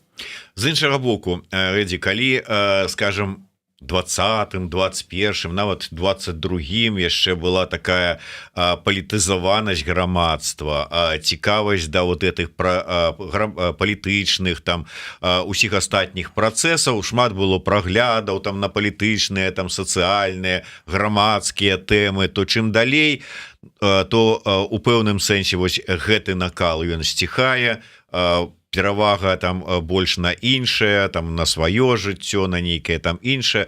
У гэтай сітуацыі ўсё ж такі што, як лекі, ісці за цікавасцю гледача, ці вот як вот ўсё ж такі у гэтай сітуацыі, ці спрабаваць вярнуць цікавасць да палітычных тэмаў нейкімі іншымі новымі, там, скажем, падыходамі і спробамі падачы інфармацыі. Калі хочацца вярнуць цікаўнасць, то вяртай, шукай нейкія фарматы. Калі не хочацца, не займайся гэтым праз сілу. Всё вельмі проста. Тое, што палітызаванасць зменшылася істотна. Гэта абсалютна натуральны працэс, гэта як бы нічого страшнага. Людзі палітызуюцца тады, калі бачаць хаця б тэарэтычную магчымасць да зменаў, да лепшага. Да прыкладу, 20-й год узняў столькі людзей, таму што яны верылі, што праз выбары можна, праз выхад масавы на вуліцу можна штосьці змяніць, хаця б паспрабаваць змяніць. І абсалютная большасць людзей вось выйшла за гэта. А далей доўгія дыстанцыі, маратоны, гэта заўсёды значна менш людзей. Значна менш, і гэта, дарэчы, вельмі важна памятаць, калі мы ўлазім у нейкія сваркі. Не трэба сварыцца, скандаліць, бо у нас не так шмат марафонцаў. Кожны на вагу золата, такіх людзей мала, астатнія дэпалітызаваныя, хаця пры гэтым палітызуюцца. Як толькі з'явіцца хоць нейкі промень надзеі на тое, што зменіцца сітуацыя, ці гэта будзе 25-й год, ці 27-й, можа гэта будзе заўтра, людзі палітызуюцца адразу. Вот. Я тут не бачу ніякай праблемы. Чым займацца ў гэты час дэпалітызацыі, займацца тым, што ты лічыш патрэбным, і пры гэтым развівацца. Хай гэта будзе такі час для самаразвіцця. Да прыкладу, калі мы говорим, вяртаемся да блогераў, вучыцеся мантаваць нейкія новыя монтажныя, нейкія аператарскія фішкі, вывучайце, што там робіць цяпер містер Біст, што там робяць заходнія ютуберы, як яны прыцягваюць сваю аўдыторыю і якія новыя тренды ввогуле ў ютубе. Таму што заўтра гэта спатрэбіцца нам. Толькі да гэта трэба падрыхтавацца. Я памятаю, да прыкладу, памятаеш гэтыя часы, калі былі маўклівыя акцыі з гэтых аплодысментаў, і тады палітыкі з гэтак званай старой апазіцыі хадзілі на гэтыя акцыі раўніва і гаварылі: ды што вы, не трэба тут это пляскаць, вось у восені мы зладзім серыю народных сходаў, і вось там мы тады пакажам. І пры гэтым гэта заяўлялі людзі, которые не ўмелі ані сайту зрабіць, ані нейкую анімацыю павесіць, нічога сучаснага не маглі зрабіць. Хаця больш рацыянальна было, ну окей, вы адчуваеце сябе чужымі на гэтым свяце, не ходзіце на гэтыя акцыі аплодысментаў, вывучце за гэты час нейкія сучасныя фішкі, падгледзьце, як робіцца вось гэтая сеткавая рэвалюцыя, каб не думаць маштабамі 90-х гадоў, нулевых гадоў, бо цяпер ужо, дай Божа, колькі часу мінула. Развіцеся, каб ваши народныя сходы ўвосені былі яшчэ больш прывабныя, яшчэ больш тэхнічна сучасныя і так далей. Не можете цяпер дзейнічаць, развівайцеся, каб мець больш магчымасцяў дзейнічаць заўтра. А табе не падаецца, што вось наша новая апозіцыя, ці там, скажем, лідеры апозіцыі, умоўна, але вось тыя, хто вось зараз, как бы так сказаць, з'яўляюцца лідарамі дэмакратычных сілаў, яны жывуць у парадыгме 20-го года, у парадыгме тых тэхналогій, якія спрацавалі тады, а как бы не асабліва, вот як ты кажаш, можа быць, сочаць за трендамі, вывучаюць, развіваюцца, часто меняецца, а вот такое адчуванне, што дзесьці у 20-м годзе і засталіся. Як тыя ў 90-х, так і гэтыя ў 20-м. Слухай, я не ведаю, чым яны жывуць і пра што думаюць насамрэч. Вось. Але ёсць некаторыя моманты, якія мне вельмі падабаліся і на якія вельмі моцна спадзяваўся у дзейнасці дэмакратычных сілаў. Да прыкладу, пашпарт новай Беларусі, я так у яго верыў і так моцна трымаў за яго кулакі, сыходзячы з вельмі простай логікі.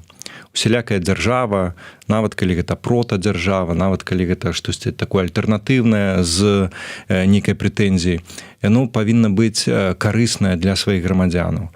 І пашпарт новай Беларусі, калі ён задумваўся, ён быў пакліканы развязаць праблемы сотняў тысяч людзей, якія сутыкнуліся непасрэдна альбо сутыкнуцца ў найбліжэйшы час з праблемай легалізацыі за мяжою. Гэта была цудоўная спроба быць карыснымі сваім грамадзянам. Вось. І ў гэтым сэнсе я не магу сказаць, што гэта там некая састарэлая там парадыгма альбо некая там новая. Гэта такое вечнае, як бы людзі, якія апылююць да інтарэсаў іншых, яны павінны быць карысныя ім. Незалежна ад таго, ці гэта апазіцыя, ці гэта палітыкі, ці гэта блогеры. Пра блогераў таксама гавораць, што гледачы прыходзяць, каб штосьці атрымаць з твайго контенту, таму будь карысны для іх. Тое ж самае можна сказаць і пра палітыкаў. Будьце карысныя, папросту апыляваць да высокіх словаў альбо ў соты раз распавядаць, які крывавы і злосны рэжым Лукашэнкі. Гэта і так усе ведаюць. Дайце штосьці карыснае. І гэта мы, дарэчы, бачылі ў часе ўсіх выбарчых кампаніяў, калі звычайныя беларусы шараговыя, яны перапытвалі, ну добра, а што вы дасце? Калі вы замест Лукашэнкі, а што вы дасце? Можа, гэта не вельмі прыгожа, можа, гэта не вельмі рамантычна гучыць, але гэта вось такое жыццё. Будьце карысныя. І мне здаецца, у гэтым сэнсе варта ацэньваць дзейнасць дэмакратычных сілаў, ці гэта офіс Святланы Ціханаўскай, ці гэта каардынацыйная рада, ці гэта нейкія структуры, якія апазіцыйныя да іх. Што вы канкрэтна робіце, чым вы карысныя?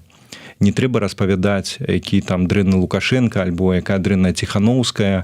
Распавядзіце, чым добрыя вы, што карысна канкрэтна вы робіце для іншых людзей, калі вы апылюеце да масаў, калі вы як палітыкі гаворыце ад іх імя. Дайце карысць вашу, распавядзіце пра яе. І мне здаецца, вось пра гэта трэба гаварыць. Дарэчы, я б хацеў, я думаю, што Валера са мной пагодзіцца і падтрымае. Я б хацеў да вас звярнуцца. Мы ўжо анансавалі па просьбе нашых сяброў з палка Каліноўскага. Мы падтрымліваем інфармацыйна збор, які ладзяць вось падраздзяленне цяжкой падтрымкі мінамётчыкі палка Каліноўскага на вайсковы бус для того, каб было магчыма перасоўвацца і самім. І ўсё ж такі цяжкія мінамёты, яны у прамым сэнсе цяжкія, і гэта сапраўды патрэбна. Спасылачка на збор ёсць у нас у апісанні, так што калі ласка, калі ёсць такая магчымасць быць карыснымі у гэтым накірунку, то калі ласка, далучайцеся да гэтага збору. А у нашыя ваяры, добраахвотнікі, асабліва вось з мінамётнага падраздзелу, скажуць вам дзякуй. Пішуць: варта рабіць па-беларуску, але зняць гэтую палітычную афарбоўку, якая вяртае да негатыву. Трэба рабіць тоеснае, тое, што натхняе, а не выводзіць на эмоцыі. Згодны? Я-то не до конца, скажем так. Слухай, я з гэтым згодны з адной агаворачкай. Не варта абмяжоўваць, што вось варта рабіць толькі гэта, а іншага не трэба. Насамрэч варта рабіць усё. І нас насамрэч не так шмат, і я маю на ўвазе не агулам там прыхільнікаў перамен, а тых людзей, хто нешта канкрэтнае робіць. Не так шмат насамрэч. І як бы штурхоўваць тых, хто не трапляе твою парадыгму, ну, это занадта вялікая раскоша. Варта рабіць усё. Хто займаецца палітыкай і спрабуе ў ёй шукаць сэнсы і фармуляваць нейкія сэнсы, да прыкладу, як ты, ну, так і займайся, і дзякуй Богу, што ты гэтым займаешься. Калі хтосьці пры гэтым займаецца больш такой асветніцкай працай, то калі ласка, і дзякуй Богу, што ёсць людзі, которые робяць мультфільмы па-беларуску для дзетак, да прыкладу, альбо нейкія адукацыйныя ролікі, нейкі контент. Гэта вельмі важна. І вельмі важна, што яны не займаюцца нейкімі палітычнымі справамі, не ўлазяць у нейкія палітычныя скандалы, разборкі, а робяць для дзетак контент. Это таксама вельмі важна. Я супраць абмежавання. Вот што трэба рабіць, а чаго не трэба рабіць. Трэба рабіць усё. Вось і ўсё. Давай вернемся да Гімалаяў. А можна падрабязней? Як там, пры якіх абставінах ты там двойчы, прычым ледь не загінуў? Не двойчы, больш. Больш? Як ты жывы ўвогуле вярнуўся? Слухай, гэта такое вялікае шчасце. Мяне калі пытаюць, ну як ты, як з'ездзіў, я вось гэты тыдзень адказваю, што ну я шчаслівы, што выжыў. Дзякуй, што жывы называецца. Да? Так ёсць. Ну, самае першае, гэта сам перавал з Тонгдэла, 5140 метраў. Там рэдкае паветра, ад чаго у цябе з'яўляецца горная хвароба з усімі сімптомамі. Сімптомаў шмат. У мяне былі галюцынацыі, я ледзьве не прытомніў, а там, ведаеш, калі ў цябе вось такая вузкая сцежка, і тут бездань там кіламетровая, а тут скала, то калі ты не прытомніш, то ў цябе ёсць рызыка, што ты звалішся ўніз. Вось. І было вельмі складана, мала кіслароду і цяжка дыхаць, але перайшоў. Далей даводзілася паўзці па схілах амаль адвесных, і яны абсыпаліся, а там перспектыва была таксама зваліцца глыбока ўніз, цудам зачапіўся там за нейкія камяні. Ну, і гэта было не самае страшнае. Самае страшнае было, калі сарвала горная рака. Моя памылка была ў тым, што я пайшоў маршрутам, які я браў на 3 месяцы раней. Рэкі, якія ўтвараюцца з таяния ледавікоў, яшчэ паўнаводныя, і таму яны заліваюць вось гэтыя цясніны, па якіх можна прайсці паміж гарамі. І даводзілася пераходзіць у брод гэтай рэкі. У мяне дагэтуль ногі ўсе ў сіняках збітыя, у крывавых драпінах. Не паўсюль можна было перайсці, таму што вада папросту цябе збівае з ног і нясе. У некаторых месцах даводзілася ісці ўздоўж берага, а берага як такого няма, ёсць адвесная вось такая сцяна каменная, ты папросту за яе чапляешся. Вось. І там таксама збіла вада з ног і панесла, і я зразумеў, што далей ісці не варта. Я паспрабаваў вярнуцца назад, у мяне не атрымалася, рака сарвала зноўку. Я пераначаваў там на голых камянях, і на наступны дзень маліўся ў голас і спрабаваў, і дзякуй Богу, мне атрымалася вярнуцца, таму што супраць плыні яшчэ цяжэй ісці, калі плынь цябе збівае з ног. Вось, і вось гэта было самае страшнае. Ужо пасля гэта я пайшоў назад, і, дарэчы, вось адна з высноваў, які я сабе зрабіў у падарожжы, бо, ведаеш, можна высновы там пачуць ад кагосьці ў якасці рэкамендацыю, а можна іх перажыць і ўзяць для сябе. Гэта не варта баяцца павярнуць назад. Калі ты адчуваеш, што ты не можаш ісці далей, лепей застацца жывым і прайсці да сваёй мэты іншым маршрутам.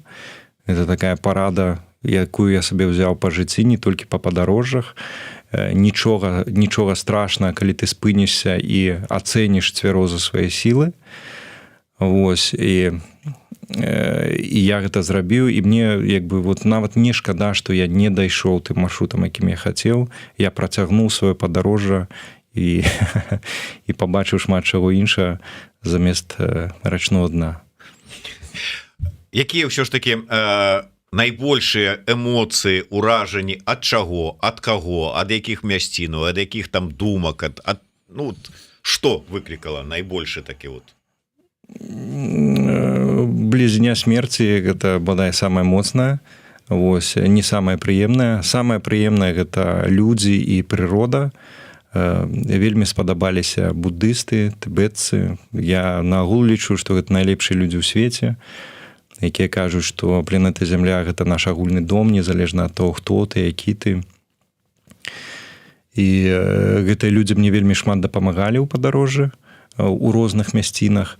Ну і прырода вельмі прыгожая. Горы, Гімалаі, гэта вельмі прыгожа, і пакуль што яшчэ гэтак моцна не кранутая турызмам, туды можна зайсці і пабачыць тое, што там тысячы гадоў, вось як людзі жылі. Па сутнасці яны жывуць і сёння так. Амаль няма смецця, што з'яўляецца такім бізуном, бичом у іншых папулярных турыстычных трэках. Там ідзеш, і замест смецця ты бачыш адбіткі лапаў снежных барсаў, і гэта натхняе. Гэта натхняе рухацца, не спыняцца. Вось. Агулам вельмі спадабалася. І я ўсім рэкамендую. Адзінае, што рэкамендую, рыхтавацца і дакладна планаваць сваё падарожжа, рыхтавацца, пачынаць яшчэ да паездкі, займацца спортам. Гэта вельмі дапаможа. Ну і браць у падарожжа такія вельмі простыя рэчы, як, напрыклад, там шчыпчыкі для пазногцяў, аднаразовы посуд, які спатрэбіцца, не забыць набыць туалетнай паперы. Нейкія такія дробныя рэчы, якія там дададуць камфорту і дапамогуць падарожнічаць з кайфам. Я вот слухаю тебя, дакладней гляжу на тебе, и вот адчуваю, что нешта змянілася, не могу зразумець, что ты вот сам вот не падалося, что рушелік да падарожжа і рушелік цяпер нейкія вот троху розныя. Троху розныя, я таксама гэта адчуваю і спадзяюся, што я не памыляюся. Дзякую, што ты таксама такое заўважыў. Вонкава, магчыма, трошкі схуднеў, таму што 4 дні я не ел. Да не, нешта ў вачах вот такое вот. Не еў нічога, а в вачах, слухай, мяне дагэтуль падкалбашвае троху, таму што на кантрасце, канешне, калі ты ходзіш тут па Варшаве і ты дыхаеш паветрам, у якім дастаткова кісларода, калі ты ходзіш і ты не бачыш столькі вайскоўцаў, як я бачыў, да прыкладу, у штаце Кашмір, які якраз рай на зямлі. Я заехаў там у места Шринагар, і там літаральна кожныя 5-10 метраў стаяць блокпасты, бронемашыны, стаяць па 2-3 аўтаматчыкі з аўтаматамі на ланцугах на ўсялякі выпадак, каб не вырвалі. І ты ідзеш, па сутнасці, пасярод акупацыі. І калі ты вяртаешся сюды, і розніца папросту велізарная. Я паспеў. Як сябе адчуваеш у мясцінах, якія знаходзяцца пад акупацыяй? Трывожна адчуваеш, хоць здавалася б, ты не адсюль, цябе гэта не датычыць, гэта як бы не твая справа, але гэта дастаткова трывожна. Заўсёды, калі бачыш людзей са зброяй баявой у руках, і прычым у іх пальцы на гачку, вось так, і як бы, ну, гэта заўсёды трывожна. Вось. Тут паспакайней. І вось ты вярнуўся, тут паспакайней. Тут ламаюць дзіды па пытаннях там, як вызваляць палітвязняў, а ты вот сказаў, што толькі ўсіх альбо нікога, а ты вот так не сказаў, а ты тут за легітымізацыю хай частковую Лукашэнкі, а вот давай Ціхановская пацвердзі мандат, а не тое вот без пацверджанага мандата цябе любіць не буду. Вот як табе ў гэтым пачуваецца?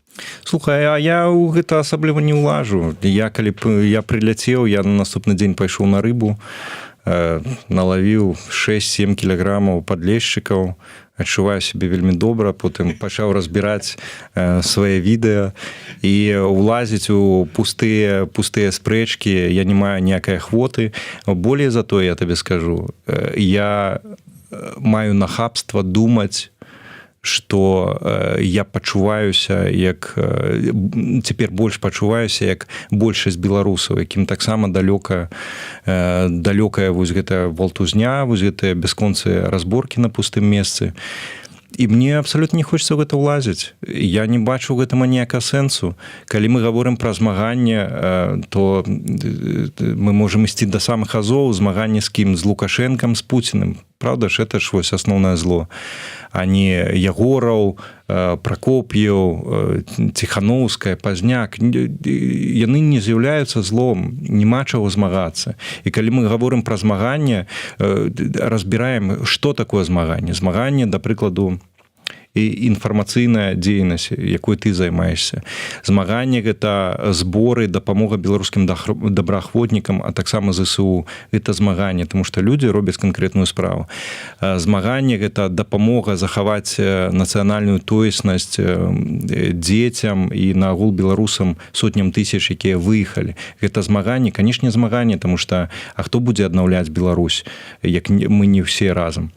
Дзе ў гэтым пераліку, які мы можам працягваць, бо змаганне оно вельмі рознае, дзе ў гэтым пераліку, ты прабач мяне за гэта слова срачы, дзе ў гэтым пераліку сваркі і разборкі,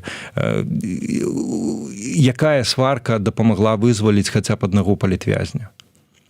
Якая сварка у, скажем, апазіцыі, у дэмакратычных сілах падбіла здароўе Лукашэнку?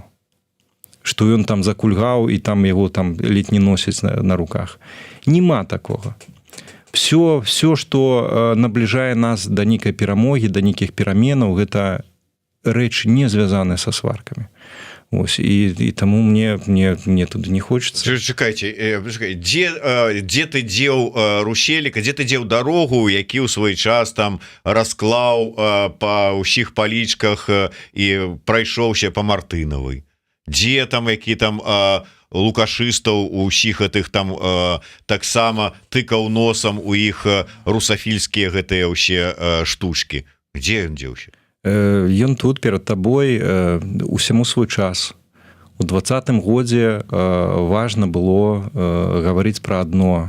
Сёння на дварэ 24-й год. І як ты згадваў, што там хтосьці жыве ў 20-м. Не трэба жыць у 20-м. Цяпер 24-й год.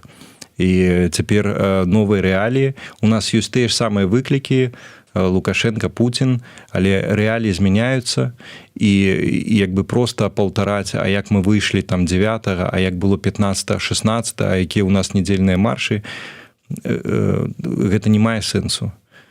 Сёння варта гаварыць пра іншае. Тады варта было, калі ты згадваеш Мартынаву, ну тады варта было, тады з'яўлялася, ведаеш, рэвалюцыя, у якой раптам стала шмат бацькоў. Кожны цягнуў, павыскоквалі піліпы з канапель, хто вы такія?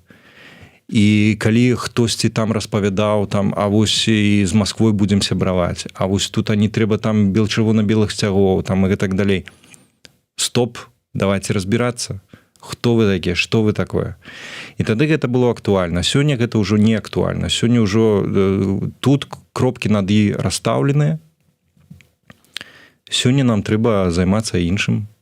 Сёння нам трэба не вызначаць, хто там траянскі конь, траянская кабыла, а сёння нам трэба вызначаць, як нам рухацца далей, да чаго нам рухацца далей. Як нам, калі не захаваць адзінства, то хаця б не сварыцца між собку. Як ператварыць разборкі ў нешта стваральнае. Вось пра што трэба гаварыць. Але глядзі, ўсё ж таки у 20-м годзе, ну фактычна, ну я б не сказаў, што першымі, але сярод першых і больш шчыльна, так скажем, шчымілі і спрабавалі знішчыць это блогасферу. Так. Хто быў першы затрыманы? Блогеры, пачынаючы, ну ладно, Тихановскі палез у палітыку, вот ён как бы як патэнцыйны кандыдат, але і ўсе астатнія Так. блогеры. Яны ўсе паселі альбо былі вымушаныя збегчы. Гэта значыцца, рэжым адчуваў ну аднаго з самую найвялікшую пагрозу у тым ліку ад блогераў. Так. А зараз мы што павінны как бы там сказать, ну ладно, давайте мы тут как бы разыдземся по інтарэсах. Я ж так не сказаў, не трэба мне укладваць. Ты тут на сябе не мерай ролю, якую вось там некаторыя ў інтэрнэце так хвацка нясуць. Ніхто не казаў разыходзіцца. Цяпер іншая сітуацыя. Цяпер грамадства не настолькі палітызаванае. Цяпер мы сутыкнуліся з іншымі выклікамі. Тады нават прывідна, але была надзея, што рэжым захістаецца і, магчыма, там абрынецца. Цяпер ён можа абрынуцца, цуды заўсёды здараюцца, але цяпер таксама варта быць гатовымі да гульні ў доўгую. І у гэтай гульні ў доўгую, у гэтым марафоне важна захаваць свае сілы, важна не расчаравацца. Пра гэта таксама трэба думаць. Трэба падтрымліваць адзін аднаго, трэба падбадзёрваць адзін аднаго, натхняць адзін аднаго. Ніхто не гаворыць пра разыходжанне. Так што не трэба так. Добра, слухай, самае важнае пытанне засталося, Давай. якое задае табе Вожык-патрыёт. І я думаю, што гэта, ну вот как бы адказ на гэтае пытанне, ну шмат тут дзе і ў чым расставіць кропкі. Выкрые, хто я такі насамрэч, ці я не Пытаюцца, Вожык, у гімалайскіх рэках рыбу бачыў? Не бачыў. У Гімалаях рэкі, там, дзе я быў у гарах, яны таюць ледавікі, і вось гэтая вада сцякае ўніз, і вельмі-вельмі хутка, і там ну, немагчыма, каб рыба была. Дарэчы, гэтыя 4 дні, калі я не еў, я толькі піў ваду, і якраз піў з гэтых ледавіковых рэк. Чым меншая рака, тым чысцейшая вада. Ось, там набіраў. Але рыбу бачыў, напрыклад, у Шринагары, у возеры, рыбы навалам, і адразу, як рыбак, скажу, што я быў у шоку ад таго, наколькі мясцовыя не ўмеюць лавіць рыбу. Там былі нейкія вось такія, ведаеш, я глядзеў, што яны лавілі нейкія карасікі, ну, з далонь максімум, і пры гэтым у іх былі вот такія кручкі. Мы такімі кручкамі тут ловім рыбу, пачынаючы там ад 2-3 кілаграмаў. Там кручок, ён як палова рыбкі, і яны спрабуюць ёй злавіць. Я не вытрымаў некалькі разоў. Можа, там рыба такая моцная, не то, што это млявыя, тут во нашыя мясцовыя, а там рыба маленькая, але дужа-дужа. Я падыходзіў, людзі без улову сядзяць, без здабычы. Я не вытрымаў, і сваёй ламанай ангельскай ім тлумачыў, што, людцы, купіце вы кручок паменш, зрабіце танчэйшую эту вуду вашу, не паплывок як кулак такі, тут я на жыўца меншы ставлю, разумееш, як бы, а яны на такого карасіка. Вось, і рыбу бачу там, але не стаў бы яе есці, вельмі брудна. У Шринагары якраз ужо я сутыкнуўся з такой стэрэатыпнай Індыяй, дзе брудна, дзе праблемы з экалогіяй, дзе вельмі шмат людзей, і я бачыў гэтае вось там, я жыў у чоўне на Вялікім возеры, і ўсе туалеты, яны ішлі адразу там у ваду, і побач людзі сидзелі, лавілі эту рыбу. Я б такую рыбу не стаў есці. Ось, але бачыў. Нічога, сушыў бы і сябрам раздаваў. Ну вось я цяпер рыбу і так і раздаю. Гэты этэр як мята па мазгах, унёсак яснасці і спакою на штодзень. Дзякуй, піша скронік. Дзякую. Дзякуй вялікі, Валер. Ну што ж, новых падарожжаў і самае галоўнае вяртанне ў блогерскую прастору са сваімі выдатнымі праграмамі, праектамі шматлікімі. Так што яшчэ раз звяртаюся, подписывайтеся як на YouTube канал Дарога, так і на праграму Хрусі пополам, ну і безумоўна TikTok. І TikTok таксама вытокі называецца. Я са свайго боку хочу падзякаваць Зміцер табе, таксама ўсёй камандзе Еўрарадыё. Вы робіце вельмі якасны і вельмі патрэбны контент, які згадваецца нават у Гімалаях на вышыні 5 кіламетраў. Это от разраженности атмосферы у тебя уже такие галлюцинации пачаліся. Ну але тым не менш, дзякуй вялікі. Ну і дзякуй усім, хто далучыўся. Яшчэ раз звяртаюся, калі ёсць магчымасць, падтрымайце беларускіх ваяроў. Спасылка на збор ёсць у нас таксама у апісанні. Ваяры будуць вам удзячныя. Ну і гэта ўсё ж таки справа годнасці падтрымаць сваіх. Дзякуй вялікі, Валер Руселік, Дарога, больш вядомы нам усім, і Зміцер Лукашук былі з вами. Жыве Беларусь. Жыве.